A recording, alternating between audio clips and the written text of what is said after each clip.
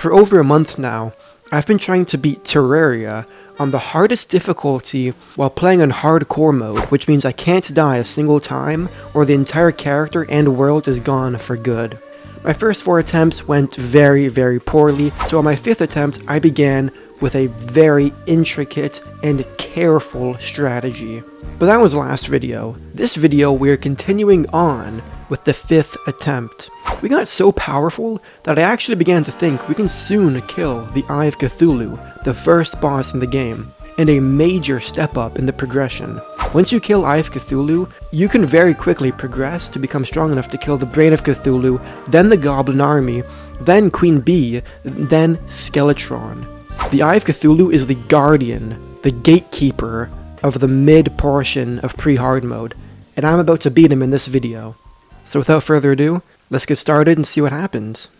Let's get back to it. Now I think it's about time that we actually make some serious progress, ladies and gentlemen, because I spent a whole video on this character, and I kind of was hoping that we'd beat the Eye of Cthulhu by the end of it, but that didn't actually come to fruition. Well, just because the really risky routes ended up being the entire video. So yeah, that didn't go to plan, but the super safe strategy is the focus of this video, and I do believe, I'm not going to say that I promise, because I can't keep a promise, but I do believe that we will kill Eye of Cthulhu by the end of this video. Anyways, the first thing, oh my goodness gracious. Hold on, I have to see this in person, because that's insanity. Look at how far the Crimson has spread. I always forget that pre-hard mode Crimson spread is a thing. Dude, this is actually insane, because we are at a serious risk of being overtaken.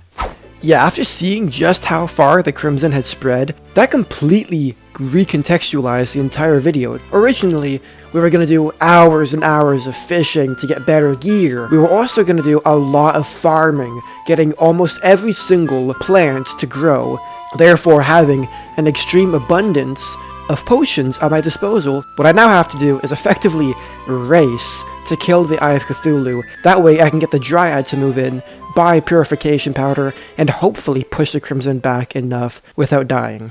For some reason, I just get the vibe that the snow biome is going to be to the left. I think we're going to go to the right first, because the Crimson is farther away on the right, which means that once we get past the first Crimson on the right side of the map, we shouldn't have to deal with another one. That's the idea anyways.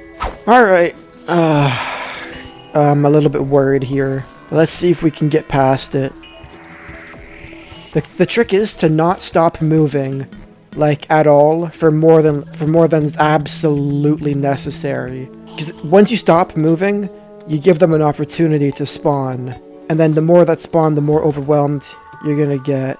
I'm actually kinda like a little bit like super anxious here. If we die, it's all over. I've spent like 6 or 8 hours on this character. That's all for nothing if I die here. No! I'm fumbling! Dude, okay, chill out. It's like the smallest obstacle. But that's the jungle. And we got the zoologist, okay. Well, that's cool. I think we were gonna need her for something else eventually. I'll tell you what I will do. So this is a little bit smart. I'm gonna get the heck out of here. I'm gonna get all the way to the end of I'm gonna travel to the edge of this jungle here. Then, right at the farthest border, I'm gonna post up a little NPC base. I'll move a couple of NPCs in there. That way, we can get the jungle pylon, and from that moment on, anytime we want to come to the jungle, we won't have to pass through the impenetrable Crimson. Uh-oh. We have to get out of here. Man. Not only is it a blood moon, but now it's a thunder, lightning thing storm. Unfortunately, I pretty much just had to wait out the blood moon, but once it was over, I immediately headed back to the jungle with no issues. Armored climbing claws? Bro, everything I'm getting in this playthrough is armored. Are we at the end here? Yeah, okay, so this is the end of the jungle. So this is where we're going to set up 3 quick NPC houses for the express purpose of just getting a pylon. It's gonna be ugly, it's gonna be messy, but it's gonna get the job done.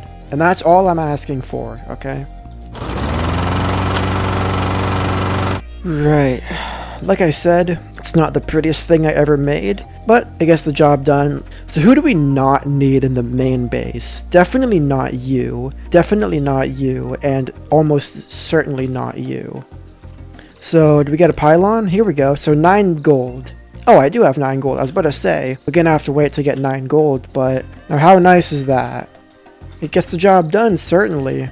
Oh, look at that. It draws a big, ugly line across my map. Isn't that nice? But yeah, now we can instantly get all the way to the edge of the map, pretty much, at my own whim, at my own liberty. I do kind of want to do something with these grav potions. It smells like a bad idea, frankly, but we gotta make a little bit of progress, and I think I do know roughly where one Sky Island may be. So let's just buff up and get to exploring, I guess.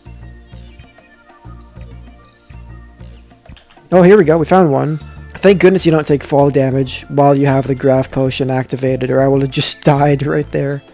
Shiny red balloon is great. That's what I want. I'm gonna take some of this stuff here just because it's a little fancy. Oh, here we go. Almost missed one. Oh, it's a sky lake. So I would love to get... Is this another one? Yo. But there's something to the other side as well. What do we got here? Horseshoe. Nice. So I won't die to fall damage now. We're gonna have to get rid of the shackle. The shackle is not good enough to stay on. So yeah, now fall damage is no longer an issue for me. But I thought I saw like another island over here. I did. Look at these two are so close together. That's crazy. It's actually crazy that I saw that because I probably wouldn't have. Ooh, that's a bad one. That's the only bad drop from the sky chests. Is the celestial magnet. Another one, bro. We're getting profoundly lucky here. Ah. Another sky lake right here. That's pretty cool. Oh, I have 18 seconds of gravity left. Come on. Let's see if we can get one just like right here. Come on. Nope. Well, that's okay. Just had to double check that we actually had the horseshoe equipped. After a really successful Sky Island looting spree, I quickly retrieved the angler, and then I decided to quickly explore the left side of the map. And after exploring a couple living wood trees, I ran into probably the strangest and most intriguing snow biome I've seen in Terraria, probably ever. But I tell you what, the fact that I found the ice biome, and the first thing I see in the ice biome is a cave, that makes me extraordinarily happy, I gotta tell you. And Shiverthorn, we're gonna need Shiverthorn a little bit. They can make... By the way, how dangerous is that drop? Shiverthorn... Wait, what? Whoa. I've actually never had this happen. This is like a cave, but it's not a cave at all. This is like a crater. That's so cool. Ice boomerang? Yes please! 13 tungsten? Wow. Yeah, these chests are fantastic, bro, for real. I mean, what do we got here? Oh, okay, bro, I keep forgetting I have fall damage immunity. Scared the socks off of me. I don't want to waste any daylight, so I'll come back here later. I don't always get an ice boomerang in my Terraria playthroughs, and since I did in this one, I was inspired to make the Trimarang, which is a pretty out-of-the-way and obscure weapon in Terraria that you don't really ever go for, because in order to get it, you have to combine an enchanted boomerang with a frozen boomerang and the Shroomerang. Getting all 3 of those boomerangs in one playthrough is pretty unlikely, unless you do it intentionally, but because I got 2 of the components already, I figured I may as well go for it. Do I have an enchanted boomerang? Like, surely, right? Or at least a wooden boomerang. I'm pretty sure I have at least one of them. Oh, here we go, wooden boomerang. So you can craft a wooden boomerang into an enchanted boomerang. And you get the ice boomerang, you get that from ice chests, but also ice crates. But the way that you get the mushroom boomerang, it has like a 1 in 50 chance from spore bats. So, or you can get it from the mushroom chests, which is less likely, but it's a method. So I'm thinking, I mean, we have 2 of the pieces right here. The only other remaining piece is just a little bit of RNG. So I began hunting spore bats for the 1 in 50 chance that they would drop the shroomerang, but pretty quickly it ended up getting super boring, and I realized I could make this time very efficient by not only hunting spore bats, but also fishing for wooden crates, iron crates, and armored cave fish, which can be used to make endurance potions. And after about 40 minutes of fishing and spore bat killing, I got it.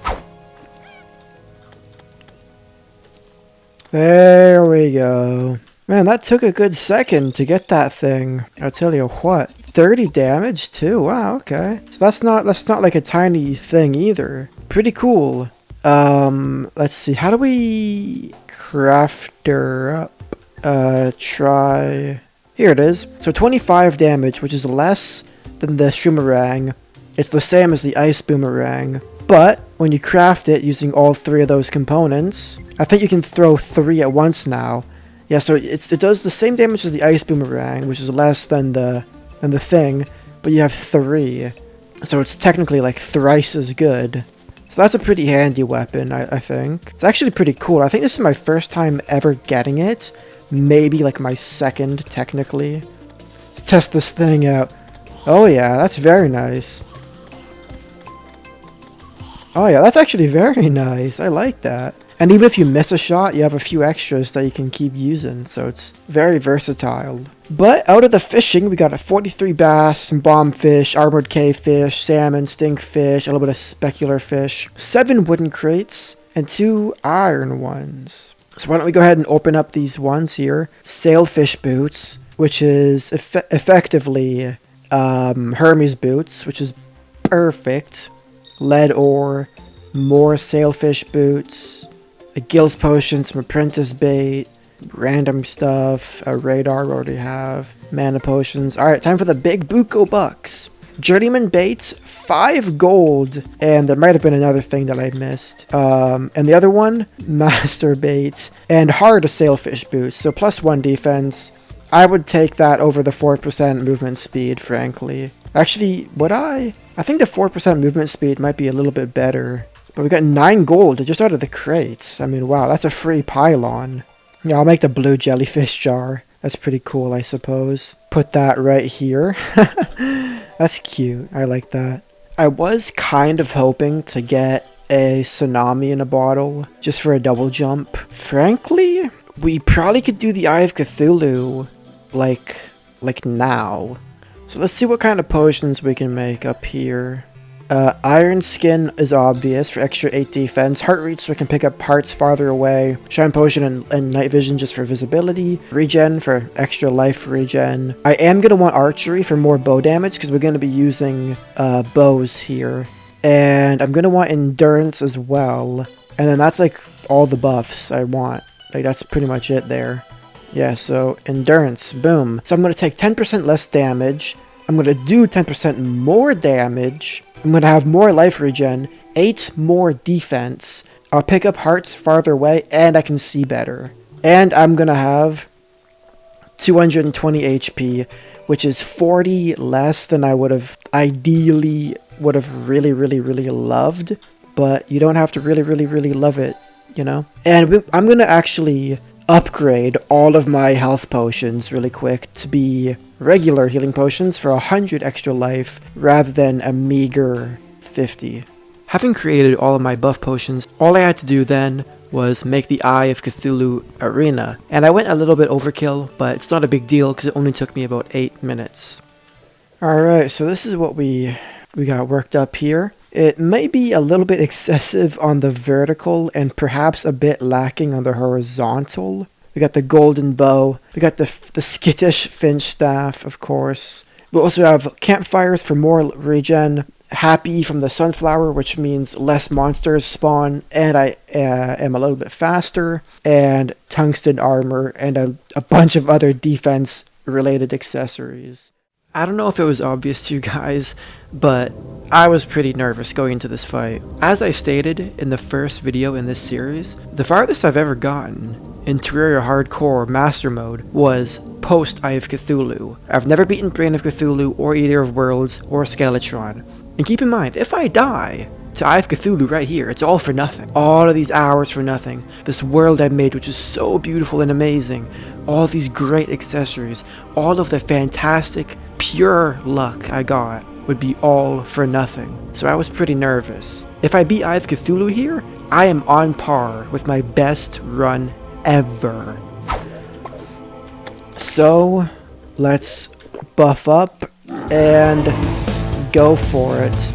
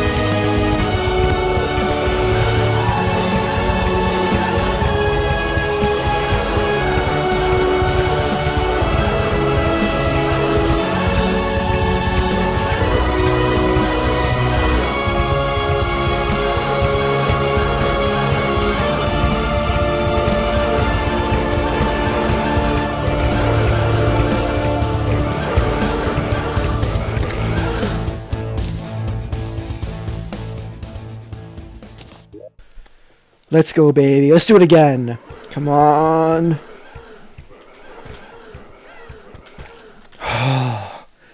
Dude, that last, couple seconds is always so intense. But we got him. We absolutely got him, ladies and gentlemen. Oh, and an armored Shield of Cthulhu for 2 defense and an extra 3. I think that officially outclasses the armored white string. We now have an extra 5 defense and a dash, which is a great mobility thing. Okay, let's take out all of my Crimtane and let's craft it all up, see what we can get here, ladies and gentlemen. 34, not bad. So we're gonna go with the Blood Butcherer, Superior Blood Butcherer. Now this actually is probably going to finally replace the Light Bat. Oh yeah, the Magna Luminescence we can make, which gives me extra speed and acceleration and provides light. Sure. Wait, that was really expensive. I probably shouldn't have done that. Well anyways, 20 damage, 22 damage as opposed to my 12 from before. That's way better. And yeah, I might have made the Vasculash, but I probably wouldn't have, honestly. It's not that worth it. But yeah, just like that, we now have a better bow and a way better sword. Pretty soon after, the Dryad actually moved into the jungle, and I purchased a bunch of purification powder from her. I then cleared out the Crimson, and I actually had 2 near-death experiences, and after that, I realized I was far too tired to be playing this game, and far too comfortable after that Eye of Cthulhu win. So, I did the responsible thing, and I logged off for the night. Forget about it, I'm not going back there. Just forget about it. That's 2 close calls back to back. I'm not that stupid. In fact, I'm going to probably take a break and gather my thoughts as to my the next phase of the super safe strategy, because we've not been super safe. Not really. In fact, I kind of haven't even done the super safe strategy because we've been so successful. I haven't even needed to, which is not good. That breeds arrogance. Alright, I'm going to take a break. Having just achieved a fantastic victory, killing the Eye of Cthulhu, and therefore putting myself on par with my best ever hardcore run in my entire life, I decided to take the path of caution, knowing that if I got too big for my boots here, this could possibly be the most aggravating death ever. So to avoid a situation like that, I woke up nice and early before the sun even arose. I was so excited to play this account again. And I recorded for about 2 hours.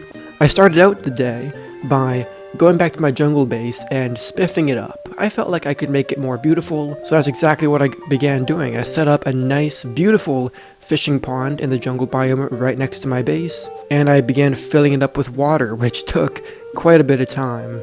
In fact, before that even began, a blood moon arose, and I headed immediately to the Crimson, not because I'm stupid, because that's very dangerous, but actually because I wanted to get deathweed seeds, and you can only get deathweed seeds by harvesting deathweed on a full moon or blood moon. This was risky and dangerous, but I went for it anyways. Newsflash, I didn't end up getting any deathweed seeds.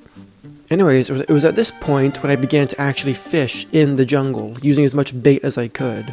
I'll save you a little bit of time and basically just show you my unboxing, but I didn't get what I wanted. I was hoping to get a regrowth staff and a boomstick. Anyways, I did like a couple other things, I was kind of just really trying to get as much productivity done and do as much things that can advance the video without actually recording. Like, this was not like an official recording session. There was no commentary, no voiceover.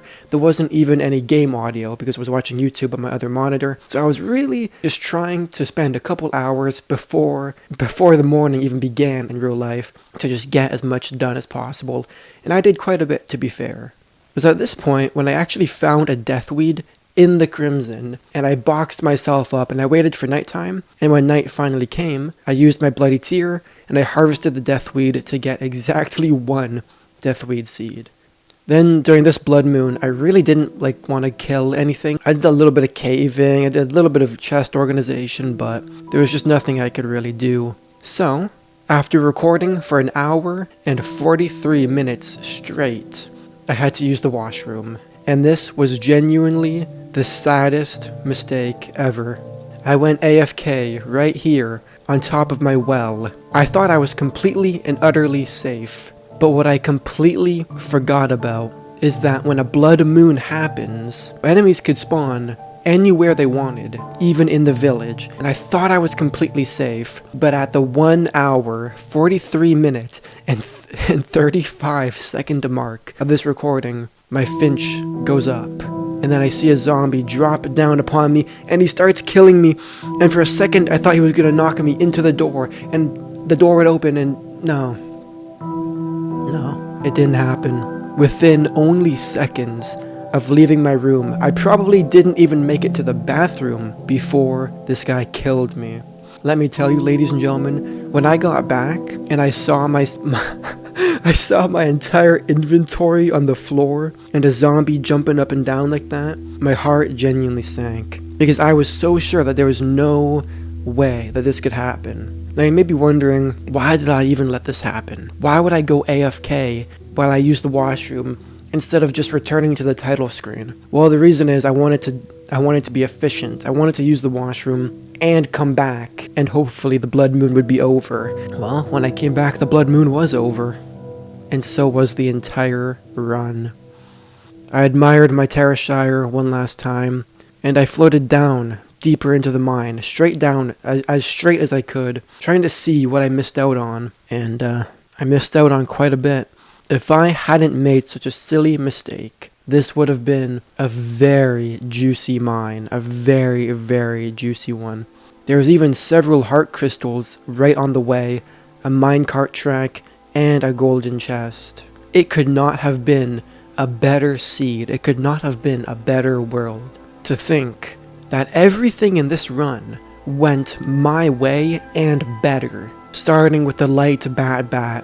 When the first bat I killed dropped the light bat, that was huge. I didn't realize it at the time. I thought it was a funny little item, but that thing was huge. It saved me several times. The fact that I got the warding tin watch right off the rip. I got that armored white string and the armored band of regen. The tungsten armor that I got pretty much for free. The time when I got 15 sapphires immediately in one go, and instead of being foolish and just continuing on, I actually made the safe choice to make it into a hook before continuing on. All of the heart crystals I got without dying, all of the luck. The fact that I avoided every boulder trap and dart trap perfectly. The fact that I got lucky enough to get the trimarang, the flaming mace I got, all of the ores I got. That mushroom biome in the beginning was huge, man. Everything in this run, as far as luck goes, was perfect. It went my way every single time. The gameplay was nearly perfect. I made no fatal mistakes. I made this beautiful base. I made the most progress I've ever made, being on par with my farthest run ever.